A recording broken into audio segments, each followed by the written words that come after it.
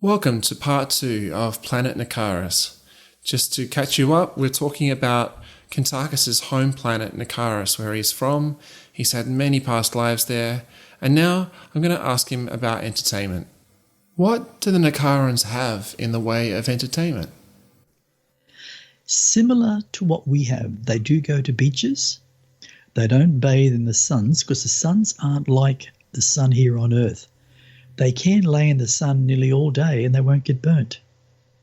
See, what we don't seem to understand on this planet is that we are the ones that govern our atmosphere just by our thoughts. Our thoughts are energy. And what is that energy? Living energy. We're created from living energy. The Earth, the planet, is created from living energy. It has a spirit. So does a human. The sun has a spirit. If it didn't, it would die. It is living energy.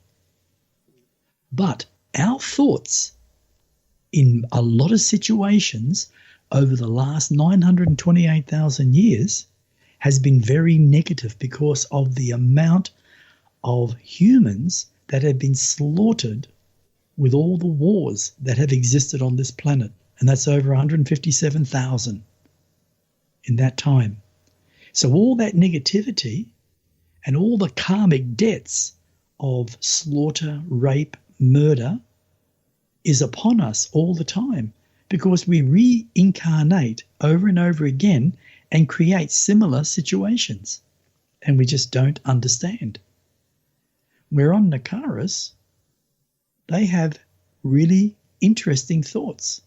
They don't think ill of you or anyone else on their planet.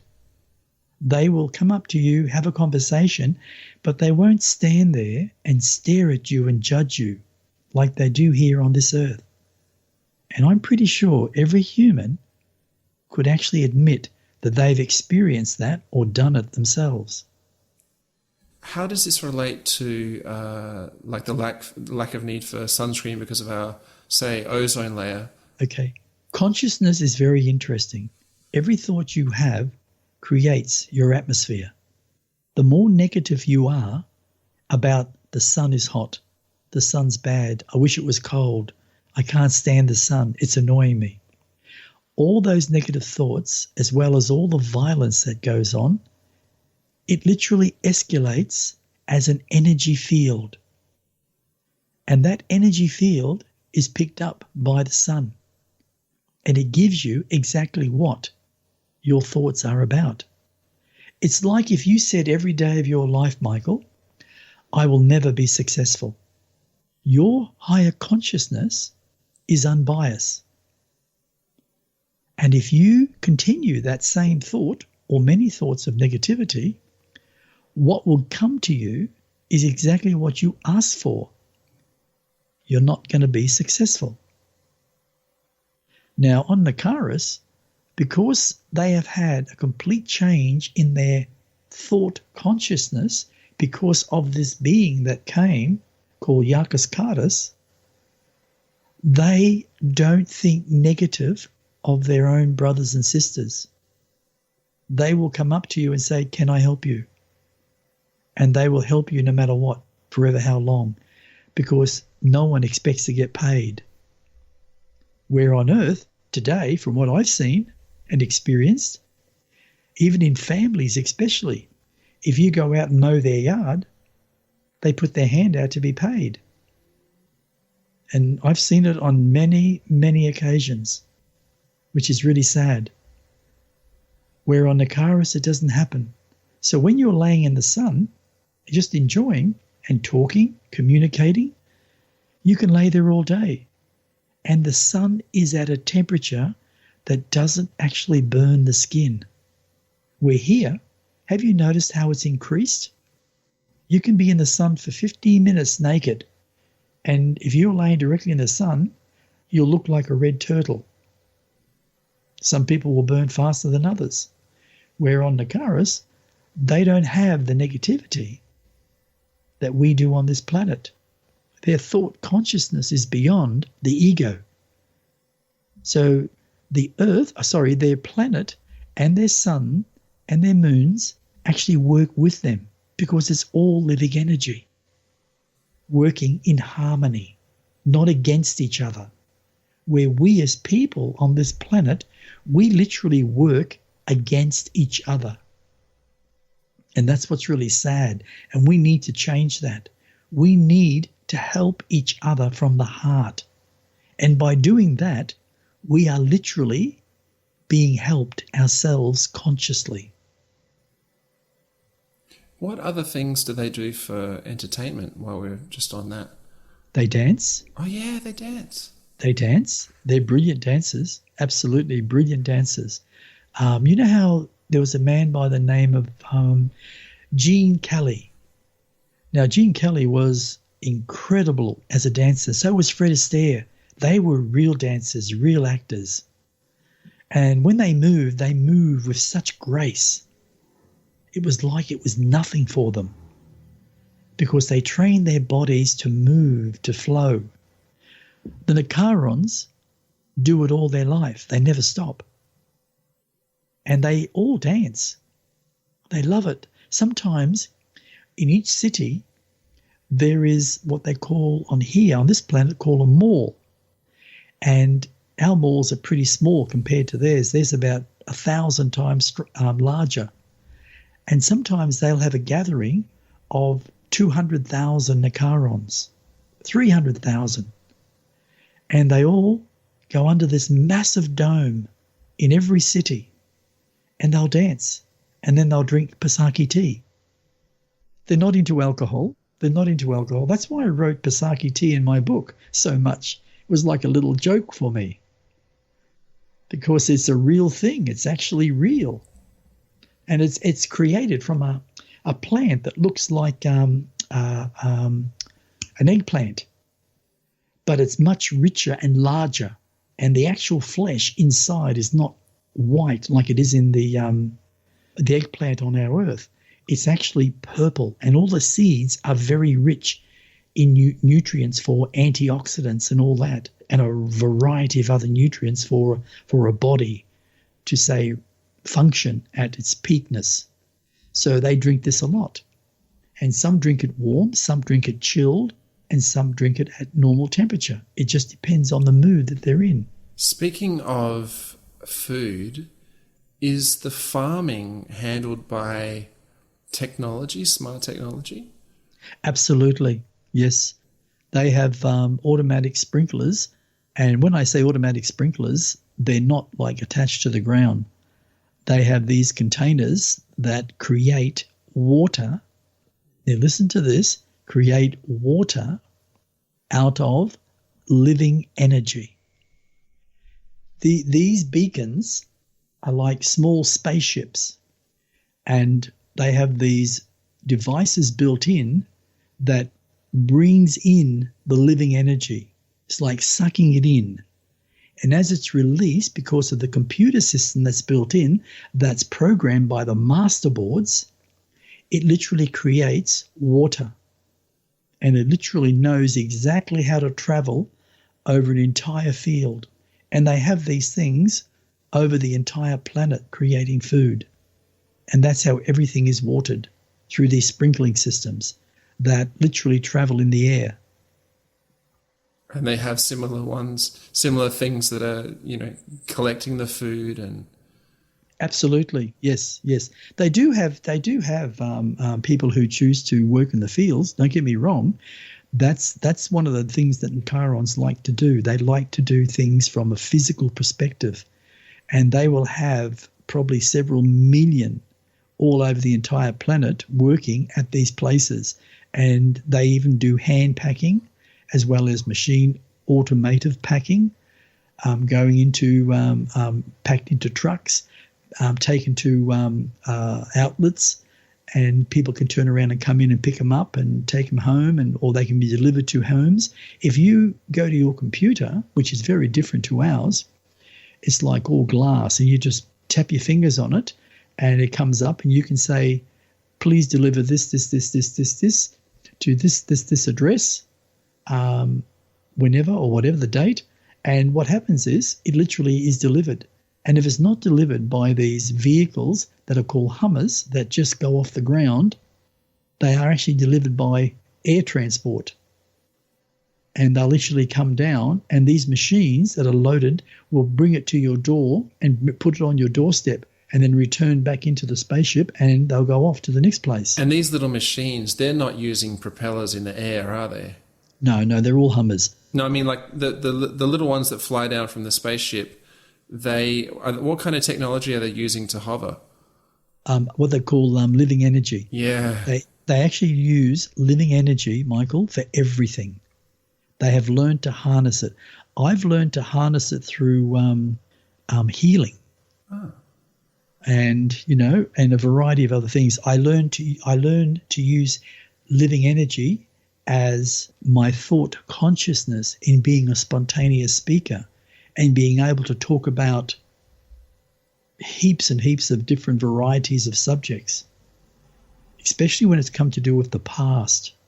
I love going right back 70 million years ago, and it was actually 76 million years ago.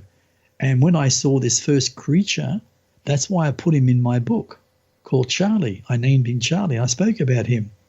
And I'm not joking. If I had someone that could be an artist that was willing to draw from my imagination, I would love to be able to have that all drawn and put them into my book also, to show people what these creatures looked like 76 million years ago. And everyone thinks that the T-Rex was, the most powerful creature on the planet. There was one other, but they used to think that. It's not. It's Charlie. Because Charlie is like over 20 foot tall, and he's built like a giraffe, but also like a rhino. And his skin is like, say, 3 centimeters thick. And he's just absolutely an incredible creature. Very aggressive for a vegetarian, full-on vegetarian, but very domineering when it comes to his domain.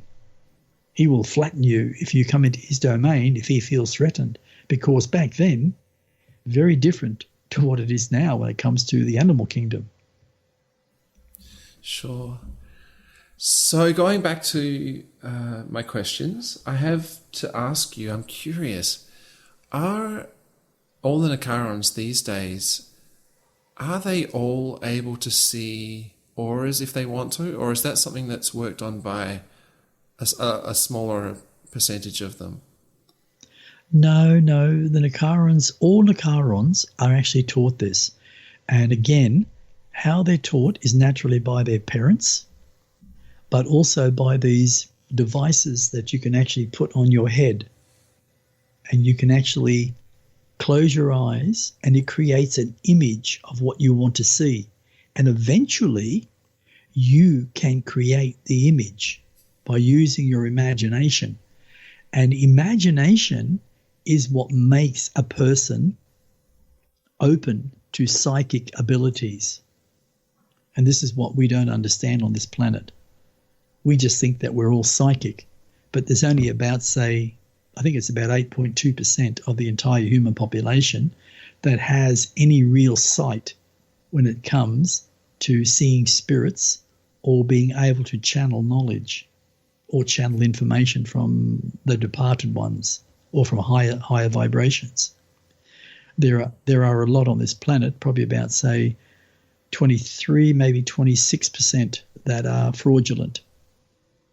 And that's okay. I mean, that's their lesson of life. I've never claimed that I can do any of those things. It's not been my way. I don't believe in claiming anything.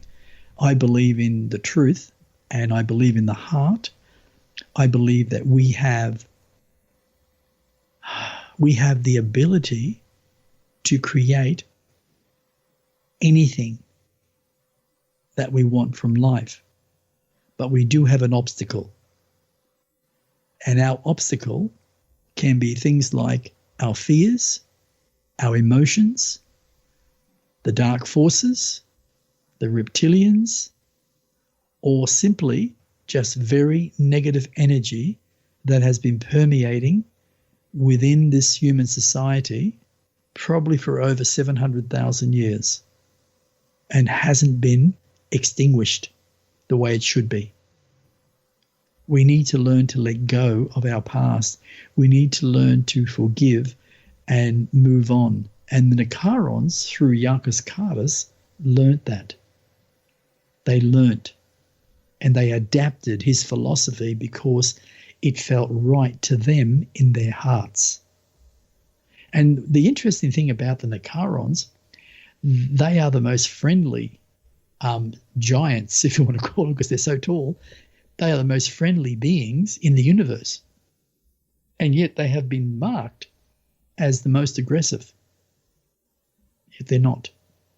They do believe in justice. They have never had in their history many Nakarons that would go out purposely to murder.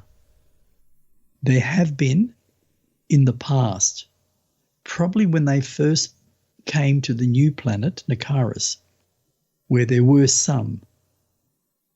And whatever the reason, that was worked out of the system. If a being, like say a Nakaron, was found guilty, because they captured them very quickly. In fact, in a day, they would have their killer. That's how quick they are. Their energies, the machines that they've created, can detect who the actual murderer is very quickly. It's like with DNA. We don't go through long procedures to try and prove anything. We have devices that proves it instantly.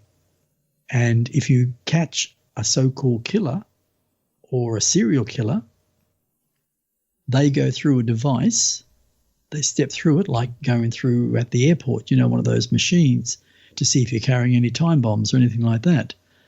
But they go through it, and in their energy field, it tells straight away. It shows pictures. They're recording. You see, we record, and this is what a lot don't understand. We record everything that we actually do consciously, like a video.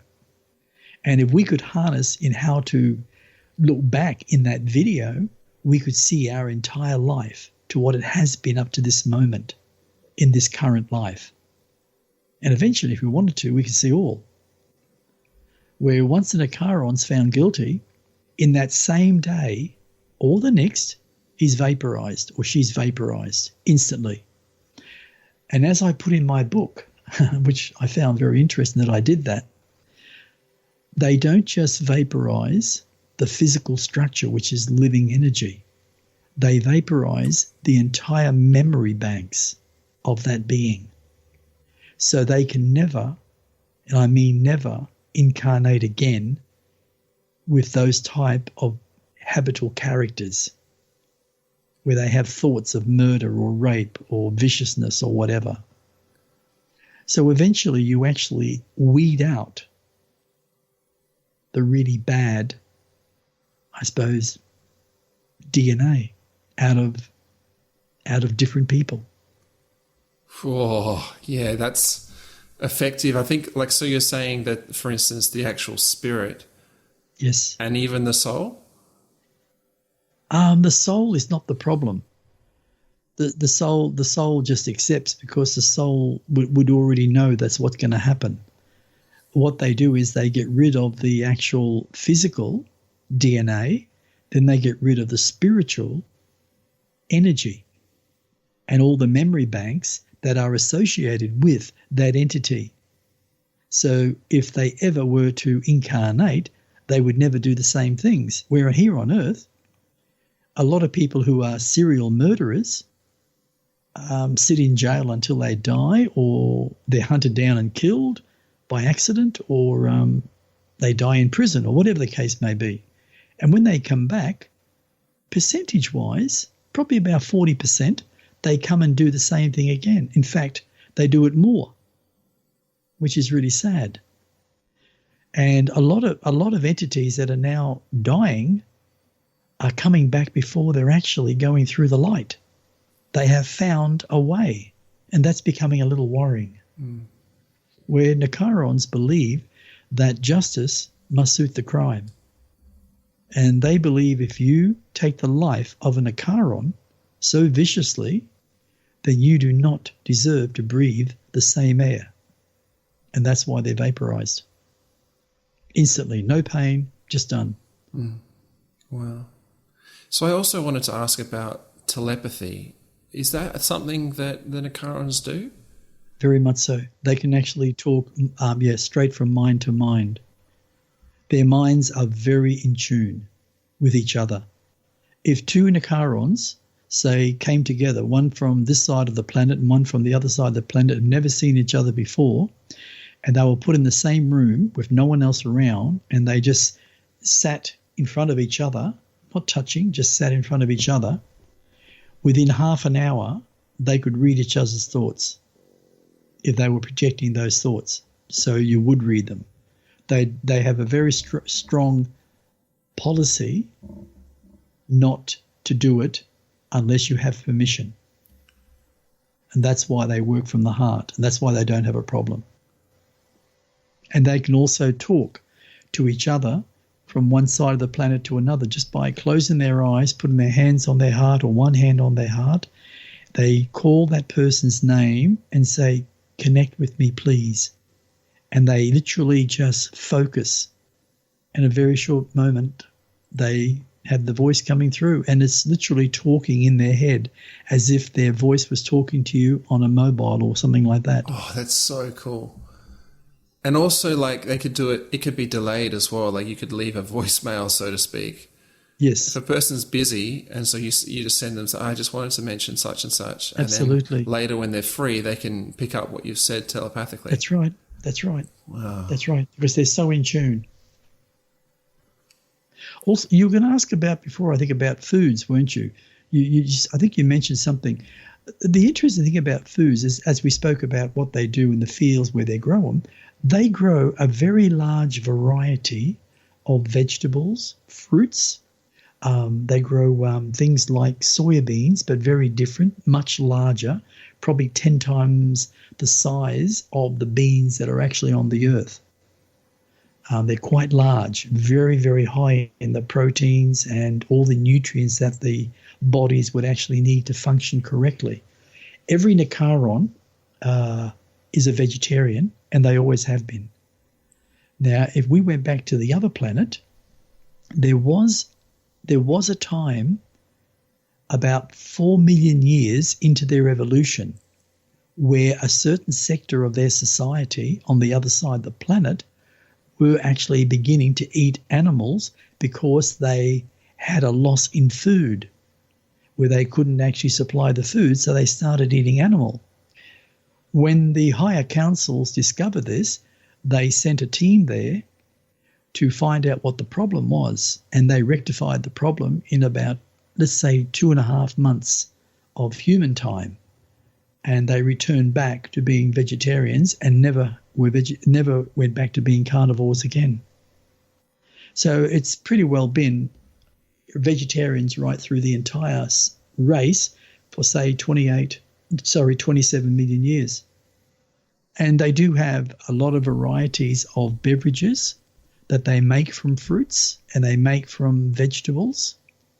They do, you know how you have a smoothie? You know, a smoothie like a vegetable smoothie or a fruit smoothie? They actually do have a lot of that. They find that very, very nourishing. They probably would have 50% of that through a 7-day cycle.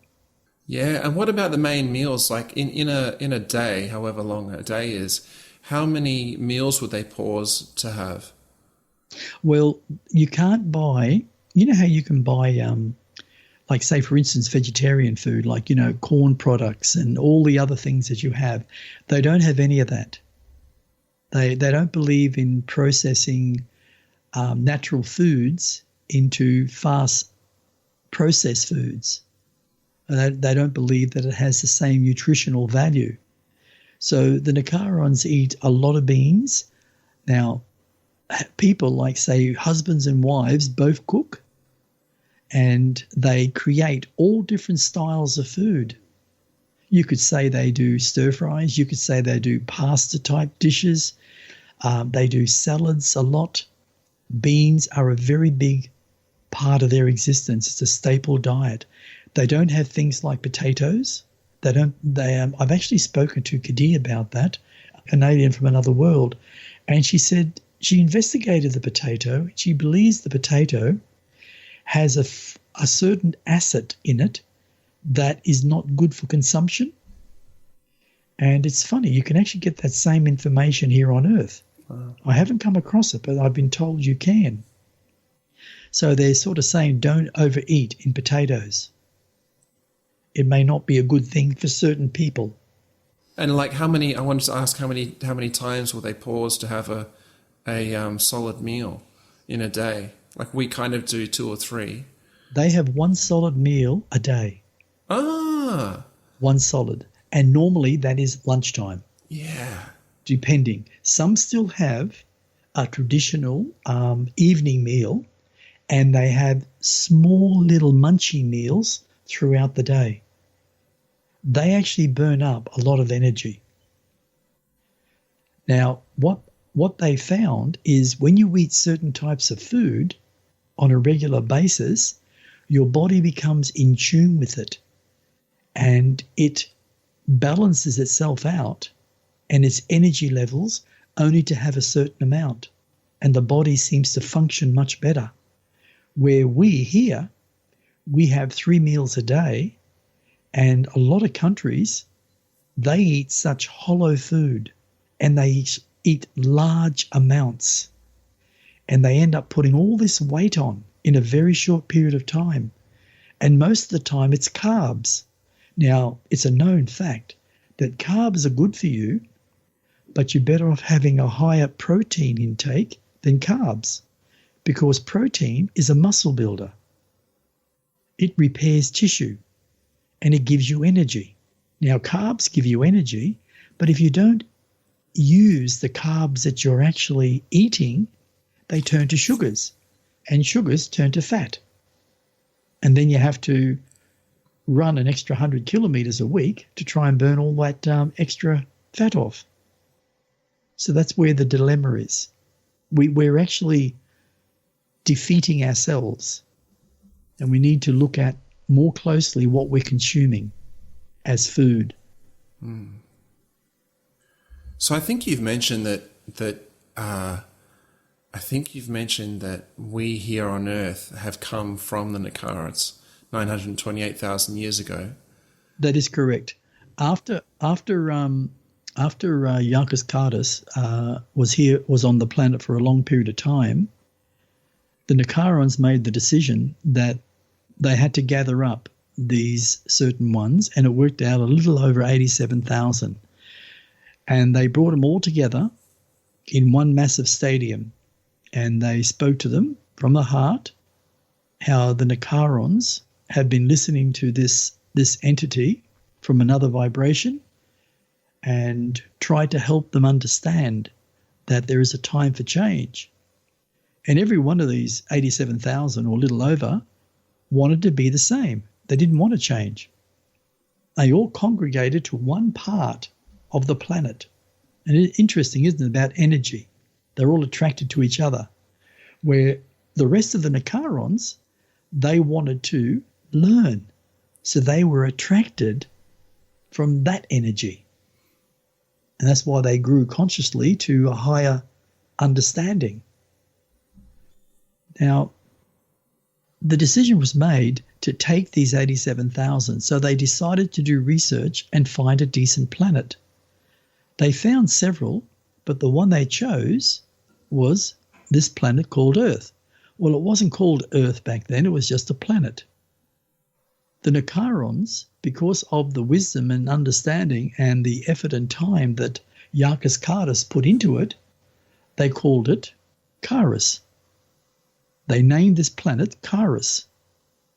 Now, the only ones that knew that was the Narkarians. And later on, which has only been the last probably 300 years, or maybe 400 years, or maybe a bit more, just depends. You'd have to go right into that to find out who actually started the word Earth.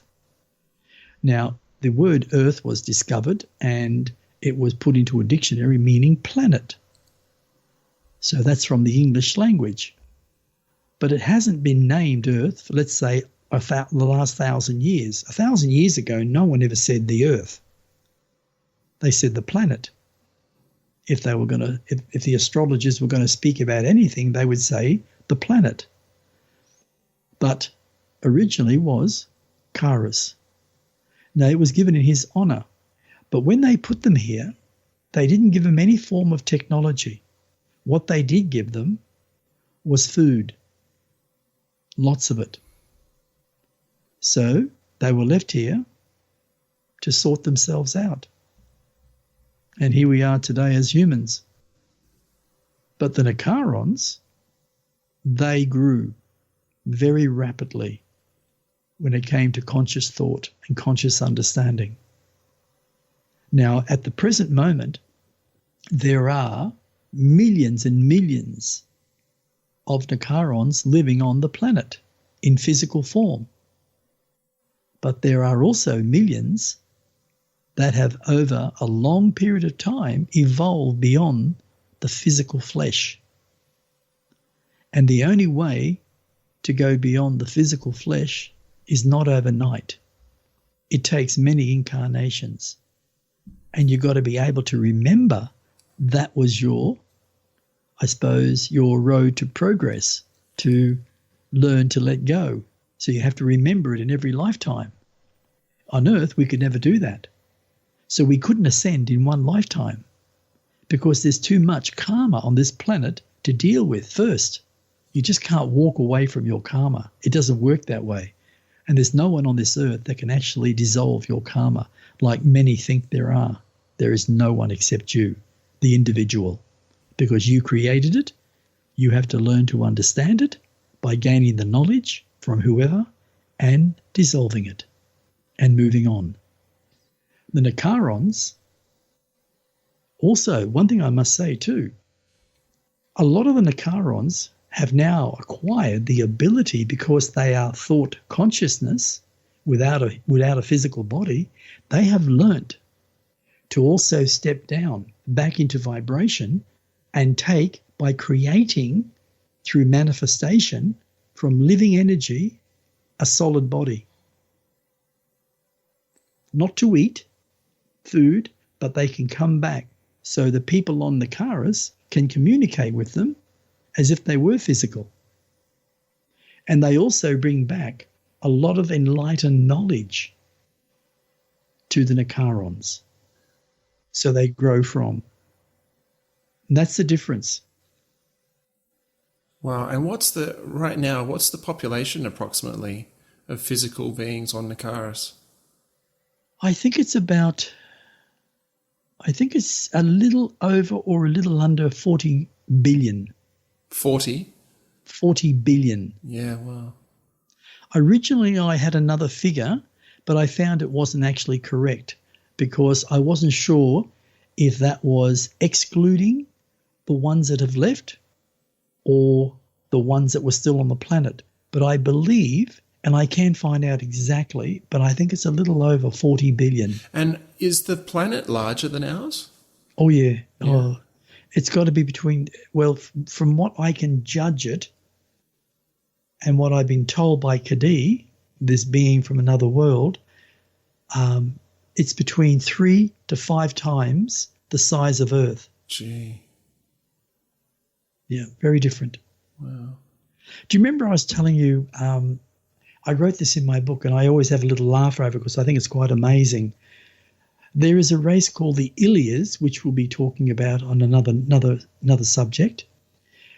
They are called the architectural geniuses of the universe, and they create all the pyramids. They're very much into pyramids, but the Narkarons have these four most unusual buildings, and what they are is they're pyramids. And I'm just looking at my little note here. Okay. Let's say one building, right? A skyscraper. There are 65 pyramids in each of those buildings, being around 50 meters high, meaning each pyramid is 50 meters high, which is about 160 feet in height, roughly. If you multiply 50 meters by 65 would-be buildings, each pyramid that is, you would basically be about 3 kilometers tall. Wow. Each building. 3 kilometers. That's not bad, is it? That's amazing. Isn't that amazing? Yeah. Wow. And in all these buildings, these 4 are apartments. They are huge. And I mean, if you took an American penthouse, they would be at least twice to 3 times the size. And a lot of the American penthouses are quite large, where the Australian penthouses, they're not really penthouses at all. They're just buildings on top of the top floor, but they're not really penthouses. Some are only 2 bedrooms and they class them as a penthouse. Yeah. It makes me think, do they have anything like teleportation? They do, yes. Really? Oh, that's so cool. Yes, they do actually. The ones that created the teleportation, you'll have to mention this again when we talk about them, are the Ilias. Okay. Just very quickly, without going too deep into it, the Ilias, classed as the Ilitorius, their world was the ones who came here and built the original pyramids that are in Egypt, like the Giza and all that type of thing. They were the ones that built them, and the reason they built them was because they used them as beacons. Originally, the pyramids had, once they were constructed, they had from the base these massive stone plates that were shiny like mirrors with these carved hieroglyphics within them. They were so highly polished that if the sun shone on them directly and hit you in the eyes, it could nearly blind you. And they went to the entire top, and they were perfectly formed. You couldn't put a piece of paper, like an A4 little sheet of paper, through the gaps. They were so perfectly done because they were all done with engineering lasers cut in perfect form. And I think many, many years after that, they were raided by an emperor to build his fort, his massive, what were they call those things back then? Oh, like a castle, but it had walls all the way around, and they used the walls as their outer defense. So no one could actually climb them because they were so tall. But they still exist, by the way, right? They still exist. They're all built they're all laying flat under sand because sand has increased by at least 10 billion fold in the desert. And it's literally covered up pyramids that will one day be discovered. It's so deep. How does this relate to teleportation? Okay. Now, the Ilias were the first ones to actually create what they call crystal skulls. And they learnt how to use that by imploding technology, information within them. And they had mind-to-mind connection. Now, only certain ones could do this, where they could put their hands on it or just a thought projection. And they could actually be in the atmosphere, within that little circle where that crystal was, and they could teleport by breaking down their atomic structure through thought consciousness. By breaking down their atomic structure. And once broken down, through thought consciousness, could project themselves wherever they wish to be. What the crystal did was enhance, like say 10,000 times fold, the energy field that was required to break down the atomic structure of a physical person. And then through thought consciousness, project it to its destination. That is so cool. And so they introduced that to the Narkariss? They did, yes. And so how, right now, in what way is teleportation used on Narkariss? Oh, well, now that's a bit old-fashioned. It's not used as much as it used to be, only by amateurs on the planet. What they now use is a device where you step through, and when you come out the other end, you're at your destination. So how many of those are around the planet? Well, that's a pretty difficult question to actually answer directly at this moment. But if my mind serves me right, there were at least around 20 in every city capital. Right. So it's a way of being able to go from city to city. Absolutely. Yes. If you had to get somewhere quickly, you would actually book yourself in, and you would then go up there when that day is right or whenever, and you would go through that to go, say, to a capital city or to another city that you need to maybe see your parents or whatever the case may be. Wow. And so that's thanks to the Ilias. That is thanks to the Ilias for the actual crystal that they used. But the Narkarons have created technology from living energy in so many ways. I'm talking thousands upon thousands of ways how to use this living energy.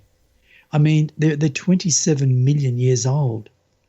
Look how far our technology has gone in the last, let's say 400 years. That's not a long time. That's a speck in the ocean compared to 27 million years. And they started their technology probably after the first 500,000 years of literally being aware. So their technology is quite incredible, Michael. It's absolutely incredible. It'd be so great if you could be hooked up with a film producer that could show this world in your imagination, like what you've seen there, and we could see it on film. That'd be so good. Actually, it would be. You're right. Yeah, you would. This concludes part 2 of Planet Narkariss. If you have any questions or for any reason would like to contact Kuntarkis, including to book some time with him, simply email kuntarkis@gmail.com. Thanks for listening, and stay tuned for the next part.